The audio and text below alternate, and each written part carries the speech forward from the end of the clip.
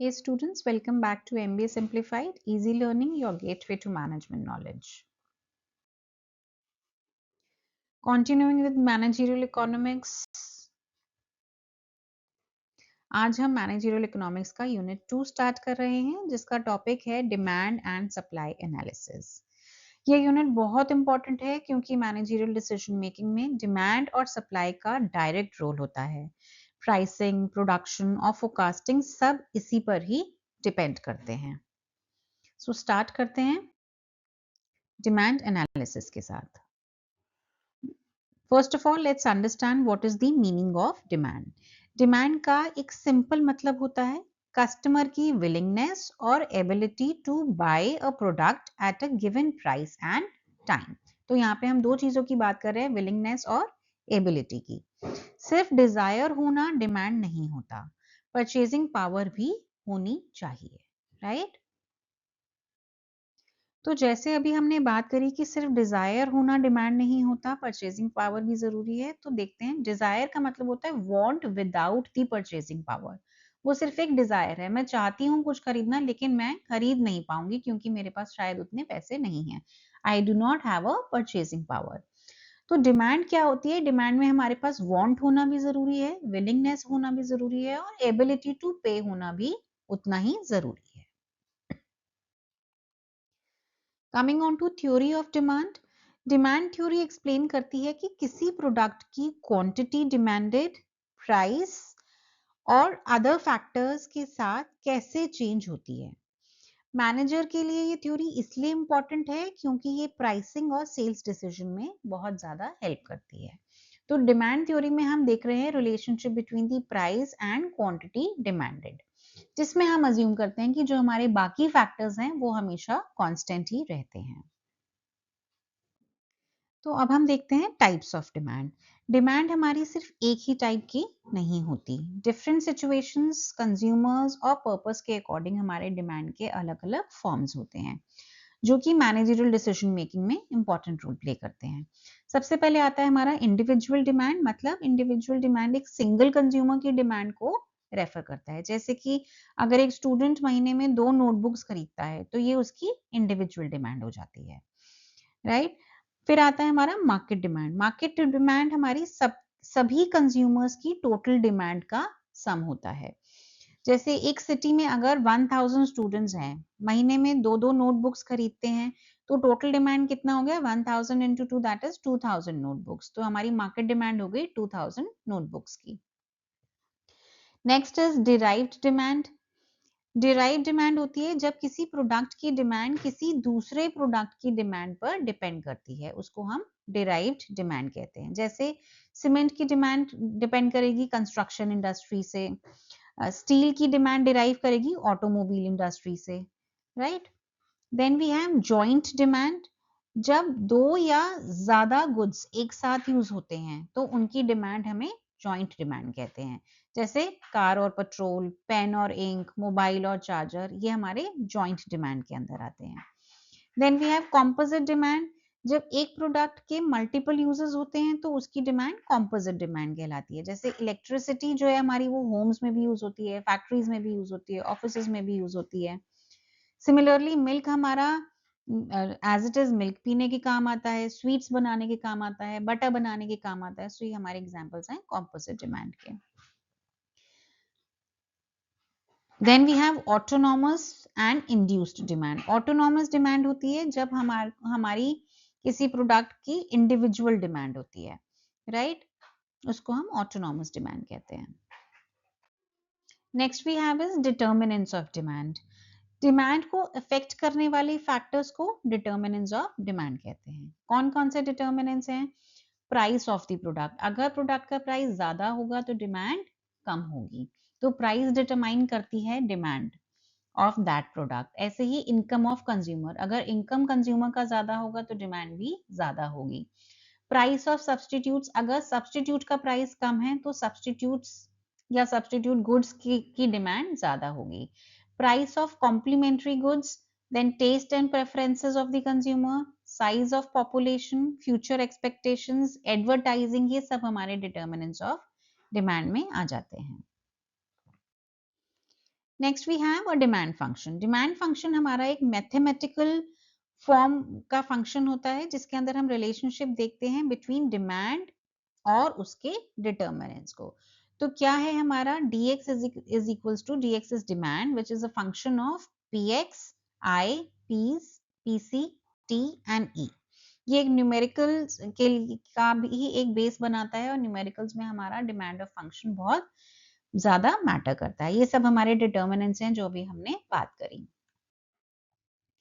The next concept is demand schedule. Demand schedule एक table होता है जो अलग अलग प्राइसेस पर क्वांटिटी डिमांडेड शो करती है। So it is a tabular statement that shows different quantities demanded at various prices.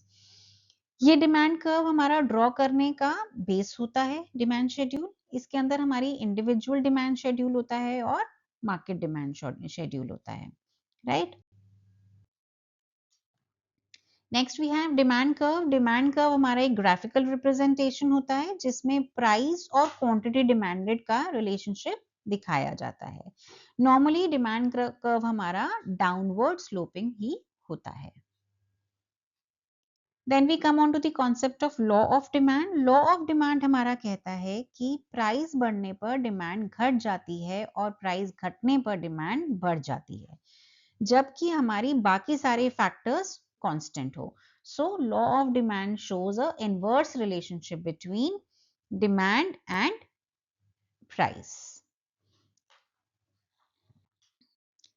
Then we have assumptions of law of demand. अब लॉ ऑफ डिमांड के कुछ assumptions होते हैं, वो क्या हमारा वो जो कि हमारा बेस बनाती है।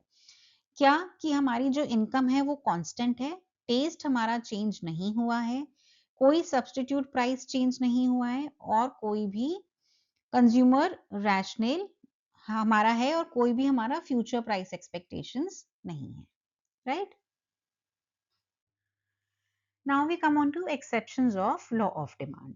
नॉर्मली लॉ ऑफ डिमांड कहता है कि प्राइस बढ़ने पर डिमांड घट जाती है, लेकिन कुछ स्पेशल सिचुएशंस में प्राइस और डिमांड सेम डायरेक्शंस में मूव करते हैं। इन सिचुएशंस को हम exceptions of law of demand कहते हैं। First one is Giffen goods. Giffen goods वो इंफीरियर गुड्स होते हैं जिनकी डिमांड प्राइस बढ़ने पर भी बढ़ जाती है। रीजन क्या है? प्राइस बढ़ने से जो रियल इनकम है वो कम हो जाती है और कंज्यूमर सस्ते सब्स्टिट्यूट की जगह वही गुड्स ज्यादा कंज्यूम करता रहता है। जैसे हमारे चीप स्टेपल फूड हो गया, लाइक लो क्वालिटी राइस और ब्रेड हो गया। पुअर हाउस होल्ड्स के केस में गिफन गुड्स आ जाते हैं। नेक्स्ट है हमारा वेबलिन गुड्स। इसको हम कहते हैं Prestige goods, right. Veblen goods वो गुड्स होते हैं जिनकी डिमांड प्राइस बढ़ने पर प्रेस्टीज के कारण और भी ज्यादा बढ़ जाती है। तो क्योंकि हाई प्राइस होगा तो हाई स्टेटस सिंबल बनेगा। Then we have speculation. कई बार क्या होता है कि हम स्पेक्यूलेट करते हैं कि आने वाले टाइम पे प्राइस और बढ़ेगा, तो उस स्पेक्यूलेशन की वजह से थोड़ा प्राइस बढ़ने पर भी हमारा डिमांड बढ़ जाता है, जैसे गोल्ड और सिल्वर के केस में ये होता है। Then we have ignorance effect, जिस केस में हमें पता ही नहीं होता कि उसका प्राइस बढ़ रहा है या नहीं बढ़ रहा है, तो वो हमारे इग्नोरेंस इफेक्ट की वजह से चाहे प्राइस बढ़े भी तो भी हमारा डिमांड बढ़ता रहता है। Then we have emergency situation. Emergency में प्राइस इग्नोर करके हम डिमांड बढ़ा देते हैं, जैसे कि पेंडेमिक के टाइम पे हमने इमरजेंसी टाइम में मेडिसिन का प्राइस बहुत ज्यादा था but still there was a high demand, right. Ignorance effect में जनरली क्या होता है कि कंज्यूमर गलत सोचते हैं कि high price is equals to high quality, इसलिए वो महंगा प्रोडक्ट ज्यादा खरीदने लगते हैं। देन comes the concept of shift in demand curve. जब किसी भी प्रोडक्ट की डिमांड प्राइस कांस्टेंट होने के बाद भी इंक्रीज या डिक्रीज होती है तो उसको हम शिफ्ट इन डिमांड कर्व कहते हैं, राइट। क्योंकि यहाँ पे हमारा जो डिमांड कर्व है वो शिफ्ट करता है, राइट। जैसे सबसे पहली चीज इंक्रीज इन डिमांड। तो जब भी हमारा डिमांड इंक्रीज होती है, बेशक प्राइस कांस्टेंट था, तो हमारा जो शिफ्ट है वो राइट साइड में आता है। कॉज ऑफ शिफ्ट क्या होता है हमारा इंक्रीज इन डिमांड में? इंक्रीज इन कंज्यूमर इनकम हो सकता है, increase in population, rise in prices of substitute goods, fall in prices of complementary goods. ये सब सारे हमारे इसके कॉजेज ऑफ शिफ्ट हैं। सिमिलरली डिक्रीज इन डिमांड में क्या होता है, जब किसी प्रोडक्ट की डिमांड प्राइस कांस्टेंट होने के बावजूद भी कम हो जाती है, तो हमारा जो डिमांड कर्व है वो लेफ्ट साइड शिफ्ट कर जाता है।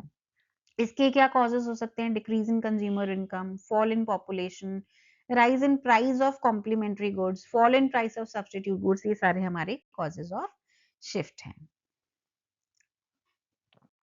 The next concept that we are going to start is elasticity of demand. So what is the meaning of elasticity of demand? Elasticity of demand बताती है कि प्राइस चेंज होने पर डिमांड कितना sensitive है। जब हम मैनेजर्स की बात करते हैं तो उनके लिए प्राइसिंग डिसीजन में सबसे important concept actually price elasticity का ही होता है। We have different types of elasticity of demand, जैसे कि price elasticity, income elasticity, cross elasticity and advertising elasticity. इन सारे types की अभी हम एक एक करके elaborate करेंगे। First we have is price elasticity of demand. Price elasticity measure करती है कि price change होने पर demand कितना change होगा। इसका जो formula है वो है elasticity of price is equal to percentage change in quantity demanded divided by percentage change in price. Next we have, अच्छा अभी हम देख लेते हैं कि हम इसका मेजरमेंट कैसे करते हैं प्राइस इलास्टिसिटी का। ये हमारा एक परसेंटेज मेथड है। इसके अंदर हम total expenditure method, point elasticity method और आर्क इलास्टिसिटी मेथड भी यूज करते हैं। आर्क इलास्टिसिटी ऑफ डिमांड जब हम यूज करते हैं तो उसके अंदर हमारा आता है it is used when price changes are very large. तो हमारा इसमें ईपी इज इक्वल टू जाता है change in quantity divided by change in price multiply by P1 plus P2 divided by Q1 plus Q2। ये हमारा arc elasticity of demand का formula आ जाता है। अब आ जाते हैं हम concept income elasticity of demand के ऊपर। इनकम इलास्टिसिटी हमें ये बताती है कि इनकम चेंज होने पर डिमांड कैसे रिएक्ट करती है। नॉर्मल गुड्स, इंफीरियर गुड्स और लग्जरी गुड्स को इसी से ही हम आइडेंटिफाई करते हैं, right. So it measures the change in quantity demanded due to change in income. ये हमारी पॉजिटिव भी हो सकती है, नेगेटिव भी हो सकती है और जीरो भी हो सकती है। Then we have cross elasticity of demand. Cross elasticity दिखाता है relationship between two related goods, जैसे कि substitute और complementary goods। तो substitute के केस में हमारी cross elasticity positive होती है, complements के केस में negative होती है और unrelated goods के केस में ये zero हो जाती है। Then we have advertising elasticity of demand. Advertising elasticity बताती है कि एडवर्टीजमेंट पर खर्च बढ़ने से डिमांड में कितना चेंज आता है। तो जितना भी हम खर्च करते हैं उसी हिसाब से हम चेंज को जब चेक करते हैं, so that is advertising elasticity of demand. Use क्या होता है इलास्टिसिटी ऑफ डिमांड का स्पेसिफिकली मैनेजर्स के लिए? ये यूज होती है हमारी प्राइसिंग डिसीजंस लेने के लिए, आउटपुट डिसीजन लेने के लिए, advertising decisions and task impact analysis check करने के लिए। This is specifically helpful for managers in these areas. हमारा नेक्स्ट कॉन्सेप्ट आ जाता है that is demand forecasting. Demand forecasting refer करता है that when we estimate the future demand for a product. ये लॉन्ग टर्म और शॉर्ट टर्म दोनों decisions के लिए इंपॉर्टेंट होता है। सिग्निफिकेंस ऑफ डिमांड फोरकास्टिंग की हम बात करते हैं तो इसके अंदर हमारा ओवर प्रोडक्शन अवॉइड होता है, इन्वेंट्री कंट्रोल बेटर हो जाता है, प्रॉफिट प्लानिंग हमारी इंप्रूव हो जाती है। तो इसके अंदर हम अपनी production planning, inventory control, capacity utilisation और फाइनेंशियल प्लानिंग के थ्रू हम सिग्निफिकेंस ऑफ डिमांड फोरकास्टिंग देख सकते हैं। Then we have different methods of demand forecasting. Demand को फोरकास्ट करने के लिए जो डिफरेंट मेथड्स होते हैं वो होते हैं सर्वे मेथड। सर्वे मेथड के केस में हम क्वेश्चनर्स डिजाइन करके कंज्यूमर्स से वो क्वेश्चनर्स फिल करवाते हैं और सर्वे के बेसिस पे हम एनालिसिस करते हैं। Then we have trend projection methods. Trend projection method में हम प्रीवियस ईयर के ट्रेंड्स देखते हैं और प्रीवियस ईयर के ट्रेंड के बेसिस पे फ्यूचर ट्रेंड को प्रोजेक्ट करते हैं। Then we have regression analysis. This is a statistical technique जिसके अंदर हम regression का formula लगा के cause and effect relationship देखते हैं। And finally we have expert opinion method जिसमें हम expert से opinion लेते हैं कि आने वाले टाइम पे किसी भी प्रोडक्ट का कितना डिमांड रहेगा. So on the basis of the experts and their experience we do the forecasting. Now we move on to another part of this unit, that is supply analysis. Supply का मतलब होता है producer कितनी quantity market में cell करने के लिए ready है at a given price and at a given time. Producers are willing and able to sell. Demand के केस में हमारा willingness and ability to buy था. सप्लाई के केस में it is willingness and ability to sell है. Coming on to law of supply. Law of supply कहता है कि प्राइस बढ़ने पर सप्लाई बढ़ती है और प्राइस घटने पर सप्लाई घटती है. So they have a direct relationship between supply and price, जिसमें other things always remain constant. There are certain assumptions of law of supply similar to that of assumptions of law of demand. So supply के case में जो assumptions होते हैं वो ये होता है कि कोई भी टेक्नोलॉजी में चेंज नहीं है, कॉस्ट ऑफ प्रोडक्शन हमारी कांस्टेंट है, टैक्सेस में कोई चेंज नहीं आया है और मार्केट कंडीशंस भी हमारी स्टेबल है. इन्हीं अजम्पशंस के अंडर हमारा लॉ ऑफ सप्लाई काम करता है. Then what is elasticity of supply. Supply elasticity बताती है कि प्राइस चेंज होने पर सप्लाई कितना रिस्पॉन्सिव है. अगर प्राइस चेंज होगा तो सप्लाई में क्या इफेक्ट आएगा. Then we have types of elasticity of supply. We have perfectly elastic supply, perfectly inelastic supply, relatively elastic and unit elastic. Uses of supply analysis की जब हम बात करते हैं तो supply analysis का use होता है production planning के लिए, pricing decision के लिए और inventory management के लिए. कई बार हम market equilibrium analysis भी supply analysis से कर लेते हैं. Then there is a concept of price determination under the demand and supply. So price is determined by the interaction of demand and supply. दोनों के इंटरैक्शन से इक्विलिब्रियम प्राइस डिटरमाइन होता है. जहां पे डिमांड और सप्लाई इक्वल होते हैं वहीं हमारा इक्विलिब्रियम होता है. तो इक्विलिब्रियम प्राइस क्या हो गया कि जब हमारा डिमांड और सप्लाई इक्वल हो जाता है तो हमारी वो इक्विलिब्रियम कंडीशन आ जाती है. There are some changes in equilibrium prices. वो होते हैं जैसे कि हमारी डिमांड में इंक्रीज हो जाए या सप्लाई डिक्रीज हो जाए या फिर कंबाइंड चेंजेस. तो इस केस में हमारा जो इक्विलिब्रियम प्राइस है वो हमें चेंज करना पड़ता है. Quickly, let's look at the summary. We have seen that what are the concepts of demand and supply, what is elasticity, why it is important, what is forecasting and how it is relevant, and we have also seen the managerial applications of these concepts.